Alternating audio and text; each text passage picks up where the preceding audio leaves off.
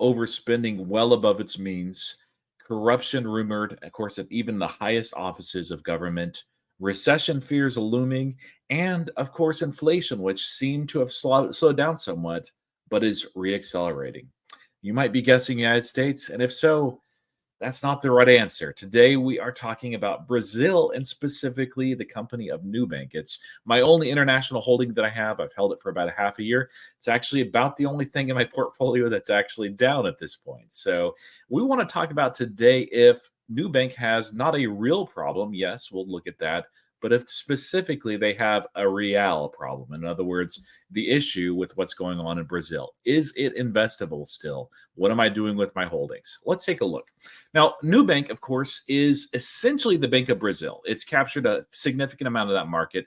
It has moved international, and they have offerings in Mexico as well as Colombia, but those are still in the early innings. They plan to continue expanding, and I'm convinced that this bank will become the JP Morgan Chase of all of Latin America, which will extend into Latinos in the United States, Canada, and other places in the world.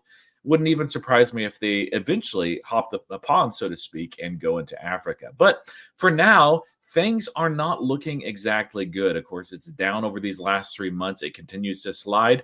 And one of those reasons is this right here. The currency, the Brazilian real, continues to slide against the US dollar. This isn't a chart just from this year. This is from all time. And of course, it continues to slide. It hit a low yesterday. I believe today it actually was slightly higher than yesterday as well. This isn't good. When you're an international company, you're reporting in the United States, of course, to many American investors. You report, thankfully, in dollar neutral terms. But when the currency itself is sliding and most, if not all of your revenue are actually in that one market, it makes things very challenging and very difficult, especially with those year over year comps. What exactly is going on? Well, it's the things that we mentioned. There's rumors of corruption. I think that there's probably a lot of smoke, so certainly there's some fire there. There is a colossal overspending, maybe not to the extent of the United States, but it's a lot more than Brazil can certainly afford. They've talked about doing cuts and passing a bill. That hasn't happened as of yet. We don't know if it will happen or not. There's a lot of political unrest. I'm not going to go into too much detail just because I don't fully understand that aspect. There's recession fears, and of course, inflation looks like it may be reaccelerating in Brazil. All of these have combined to do this continuously in the real. It has slid quite a bit from 20.2 rather down to 0.16. Doesn't sound like a lot, but over 5 years, over all time, it is a colossal slide, and it makes things very difficult for Brazil in a lot of ways. Now, some of this isn't much of a surprise. Brazil is very, very cyclical. And so you can see here in the blue, and also in the, I'm colorblind, but let's go with teal maybe, the GDP growth of Brazil. Now, this is for a 10-year time period. Of course, this darker color here is positive GDP growth. They did great, for instance, in quarter two, 2021. This is quarterly, by the way. And you can see here, these are recessions that happen. Of course, the COVID recession is no big surprise, but going a bit further back, there was another recession in Brazil. And there was a certain bank that was new on the scene. They started in 2013, but they actually launched their first payment process in April of 2014. So right when this recession was beginning, they actually began their first swipe. And so they were birthed out of a recession. And you can see this recession, while not quite as brutal as this COVID-induced recession, certainly lasted a good long time, much longer than the COVID recession. And we can actually look at max years since this has been tracked. That was the worst recession that Brazil has ever had. So this company that was brand new, that was not profitable, that didn't have really any customers to start with, and much more than just, they had $1 billion, so that's not nothing, but they had some backing. If they were going to fold, they would have done that in that first couple of years. So Nubank itself is safe. The question is, when will things turn around? How long will this real situation last? When will this government end up actually improving? Is the GDP growth actually sustainable, or are they actually going to go into recession? Will inflation spike that off? Those are questions we don't have a good answer to. And so something to keep an eye on is this right here. Now, this is from quarter three with Nubank, and it's something that I'm keeping an eye on for right now. Where I'm at with Nubank, is I'm holding with what I had. I doubled down and then I tripled down. And so I have three times the amount of Nubank that I initially had, but it's a very small investment. It's still below 5% of my portfolio. I do plan to add more if and when we get underneath $10 into single digits, and I'll begin to DCA at that point into stocks mostly and some leaps with as long dates as I can. They're at 17 strike, which looked pretty good when the stock was 13.5.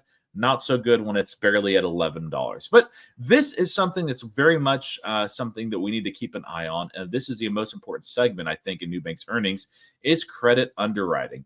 That's a question whenever a company and really a country goes through a recessionary time is if they are handing out loans, how do those loans perform? Well, they end up performing fairly well. You can see these are non-performing loans that had lasted 15 to 90 days. So they're delinquent, but they're not, maybe unpayable. These are the 90-day plus non-performing loans. And so as a result, you can see these are climbing. This isn't a crazy rate yet. This isn't a great recession figure or anything like that. In fact, this is quite good for emerging markets, especially with the credit portfolio that they have. Note that this doesn't actually show the balance. It does reveal that things are climbing and maybe not looking quite as rosy as they were during 2020, surprisingly.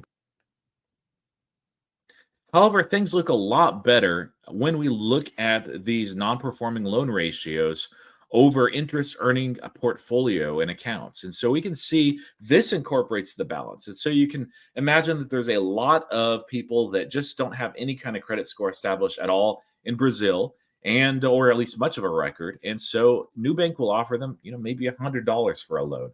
Not too much for us in the United States, but for them, for some people in Brazil, that's quite a bit of money. Some of them don't pay it back, but you can look at the overall balance that is actually decreasing. And that's what we want to see, or at least remaining stable with this 90 plus day non-performing loan over that balance. And so keep an eye on those two things in the next quarter. If we continue to see these rates spike and this looking less stable and beginning inverting the other way, that's when we have some concerns as investors. That's when I think Nubank might continue to pull back. We could see even the mid single digits in this one. However, long term, I think Nubank is here to stay. Again, they were born out of a recession. They have excellent management. They are very cautious with the way they lend. They're aggressive in some ways, but they're cautious.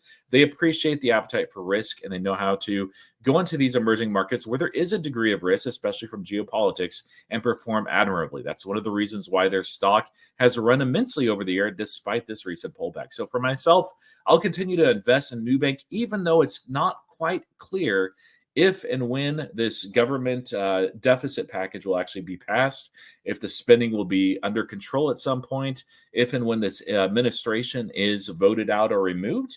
But for now, it's going to be perhaps choppy waters for the next 3 to 6 months, maybe a bit longer. We'll see how those recession fears work out. Where are you at? Are you interested in Nubank? Are you eyeing it as an investment? Did you sell out? I'd love to hear more. This is a newer one for me, so I've not done a long-term thesis yet, but I look forward to do that in the future. As always, thank you for tuning in, and I hope that you have happy and successful investing.